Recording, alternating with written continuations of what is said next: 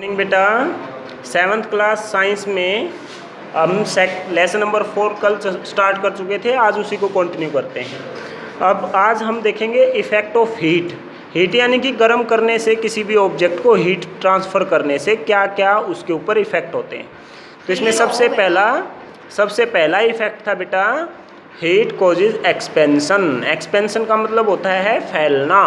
ठीक है, अगर किसी भी ऑब्जेक्ट को हीट दी जाएगी तो वो एक्सपेंड हो जाएगा, वो फैल जाएगा। ठीक है, क्या होगा? Expansion is one of the effect of heat. Expansion भी क्या है? कि हीट का इफेक्ट है। ऑल द सब्सटेंसेज, सभी के सभी सब्सटेंस, वेदर सॉलिड लिक्विड और गैस, या सॉलिड हो या लिक्विड हो या गैस हो, एक्सपेंड ऑन हीटिंग, गर्म करने से वो क्या करते हैं? एक्सपेंड होते हैं। And contract on cooling. Contract का मतलब होता है सिकुड़ना बेटा, एक्सपेंड का मतलब होता है फैलना। ठीक है, तो गर्म करने पे वो फैलते हैं और ठंडा करने पर सिकुड़ते हैं। गैस? हाँ, गैस भी होती है। गैस को क्या हम देख सकते हैं? देख सकते हैं। टायर है, गर्मियों में टायर क्यों फटते हैं पता है क्या? टायर के अंदर फुल हवा भर लेते हैं और फिर टायर गर्म होता है। टायर गर्म होता है ना, चल के गाड़ी का, गर्म होते ही वो हवा फैलती है, फैलते ही ट्रक को फाड़ देती है। ठीक है ना? हाँ, तो एक्सपेंड करते हैं बेटा सॉलिड भी, लिक्विड भी और गैस भी।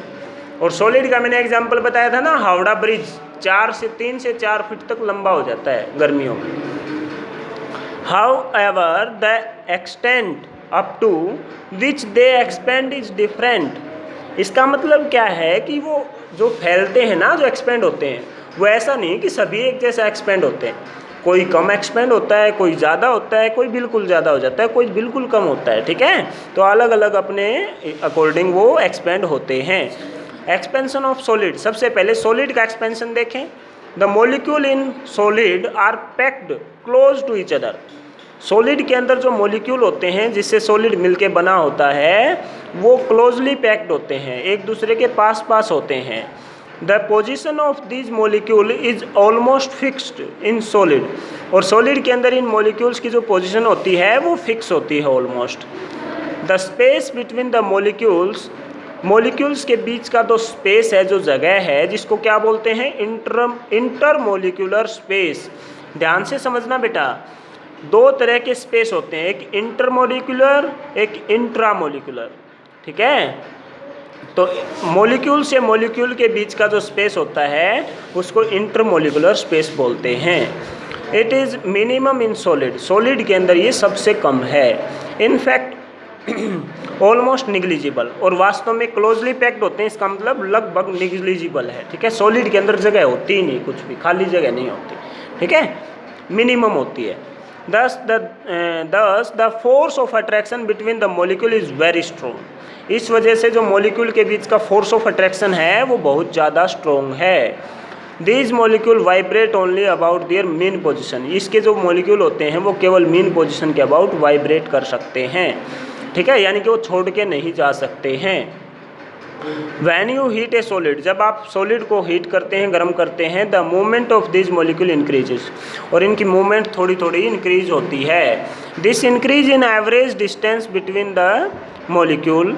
तो इसकी वजह से जो मॉलिक्यूल हैं वो देखो, पहले तो ऐसे थे एक जगह पे रखे हुए, फिर उसको गर्म करने से वो ऐसे वाइब्रेट करने लग गए। ठीक है, वाइब्रेट करने लग गए तो एक जगह पे उनके बीच की जो डिस्टेंस है वो जल्दी जल्दी वो वाइब्रेट कर रहे हैं, तो उसके बीच की जो डिस्टेंस है वो बढ़ जाएगी बेटा मॉलिक्यूल के बीच की। ठीक है, this increase the average distance between the molecules, thus the space occupied this molecule increase.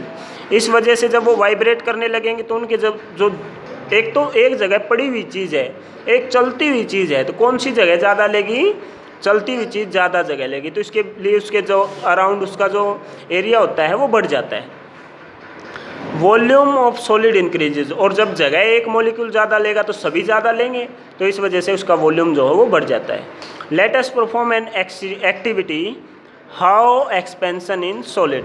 ठीक है, let us perform an activity to show expansion in solid.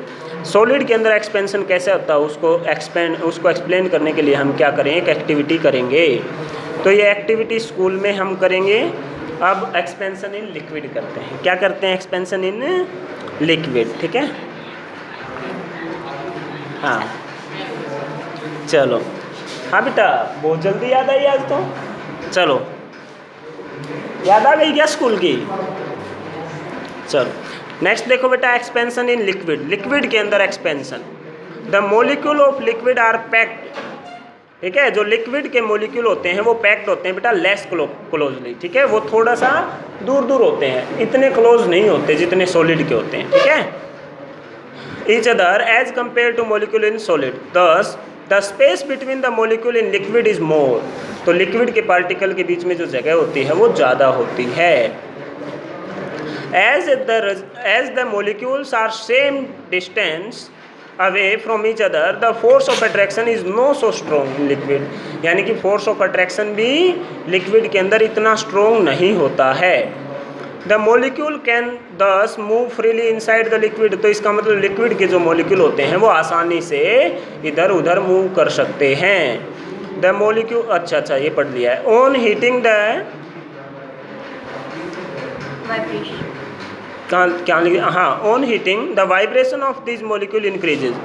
ठीक है, तो जब गर्म करेंगे तो जो मोलिक्यूल पहले से ही मूव कर रहे हैं आराम से, तो गर्म करने से तो उनकी वाइब्रेशन और ज़्यादा हो जाएगी, और ज़्यादा होने की वजह से जो स्पेस है या फिर उनकी जो जगह है जिसको वो घेर के बैठे हैं वो और बढ़ जाएगी। तो which increase the average distance between them, जिससे उनके बीच की डिस्टेंस बढ़ेगी। This leads to increase in the volume of liquid. इसकी वजह से जो लिक्विड होते हैं उनकी वॉल्यूम बढ़ेगी। This vibration are more in liquid as compare to solid, thus the liquid expand more than solid. ये बात काम की है, सॉलिड कम एक्सपेंड होते हैं, लिक्विड सॉलिड से ज़्यादा एक्सपेंड होते हैं। और अब आप गैस की बात करेंगे तो सबसे ज़्यादा एक्सपेंड होती है गैस। ठीक है, अब नेक्स्ट पेज पे देखिए, एक्सपेंस, कोई बात नहीं, नेक्स्ट पेज है एक्सपेंशन इन गैसेस। ये एक्टिविटी है बेटा, सॉलिड लिक्विड और गैस तीनों को एक्सपेंड करके देखेंगे हम कल। ठीक है, कल नहीं, जब आप स्कूल में आएंगे तब ये एक्टिविटी करेंगे हम परफॉर्म। एक्सपेंशन इन गैसेस देखिए, since the molecule in gases are very far from one another. Gas के मॉलिक्यूल तो एक दूसरे से बहुत ही ज़्यादा दूर होते हैं। इसका मतलब क्या है बेटा कि जो गैस के अंदर एक्सपेंशन होता है ना वो सबसे ज़्यादा होता है, क्योंकि गैस के मॉलिक्यूल के बीच में जगह तो बहुत ज़्यादा होती है।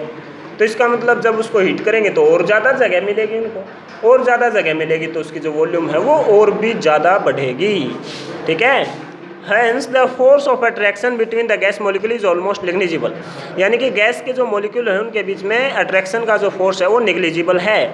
The gas molecule have the maximum freedom to move around independently.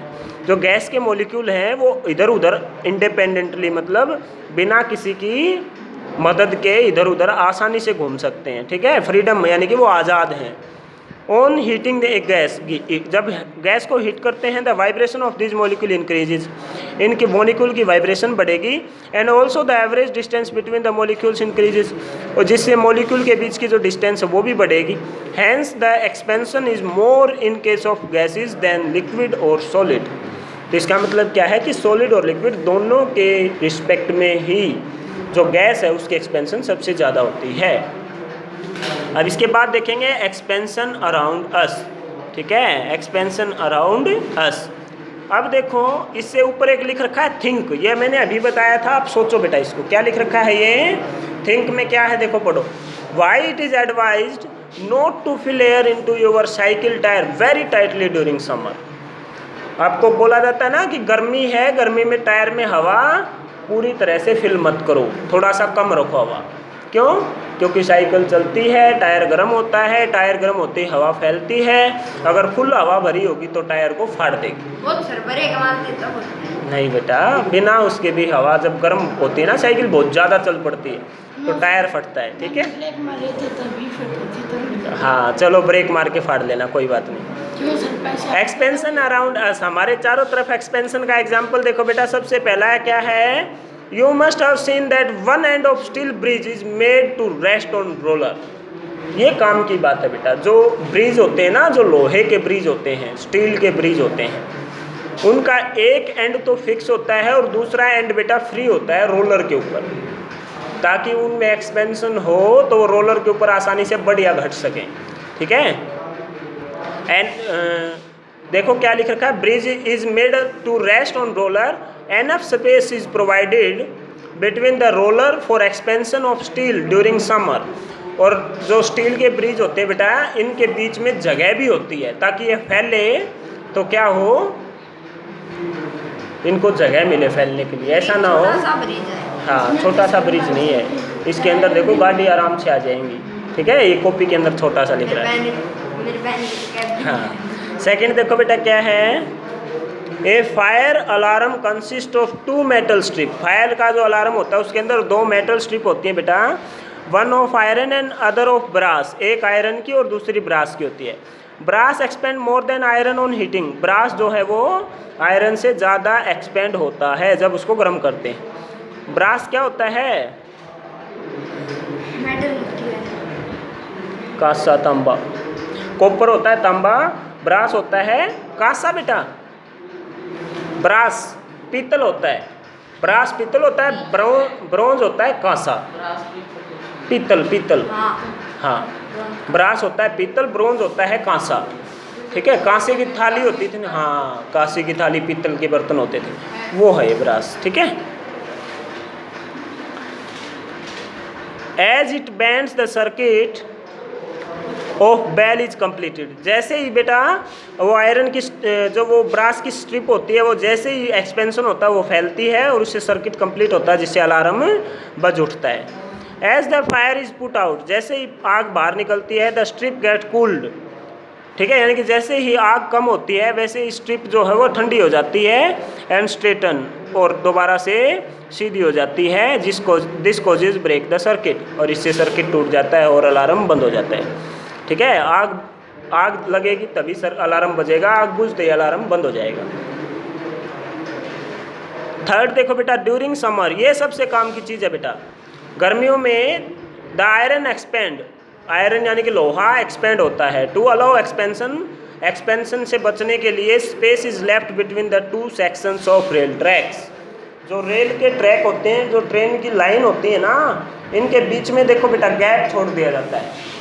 पहले तो पुराने तरीके से इनको जोड़ा जाता था, तो इनके बीच में गैप छोड़ते थे, बीच में जगह होती थी। रेल की पटरियाँ जब जुड़ती है ना, एक पूरी, वो इतनी लंबी लंबी नहीं होती, वो जैसे हमारी गाटर होती है ना घर में, वैसे वो पटरियाँ होती, छोटे छोटे टुकड़े होते हैं, उनको जोड़ा जाता है।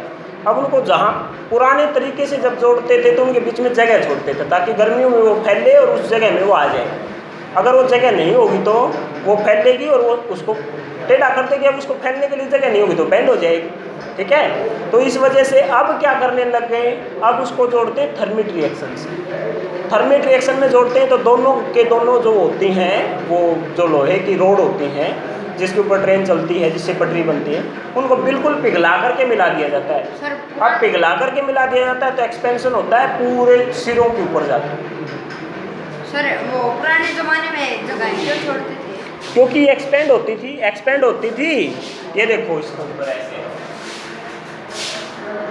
तो समझ पाए ना बेटा, रेल की पटरियों के बीच में गैप क्यों छोड़ा जाता है। नंबर 4 देखो क्या है, liquid thermometer are used also based on the fact that liquid expand on heating. अब थर्मोमीटर होते हैं उसमें मरकरी होता है बेटा, और अब जो नए बिल्कुल सेंसिटिव वो होते हैं ना थर्मोमीटर, उसमें अल्कोहल होता है। ठीक है, तो ये थर्मोमीटर जो होता है इसमें मरकरी होती है, वो मरकरी एक्सपेंड होती है गर्म होने पर, तभी तो वो काम करता है ना।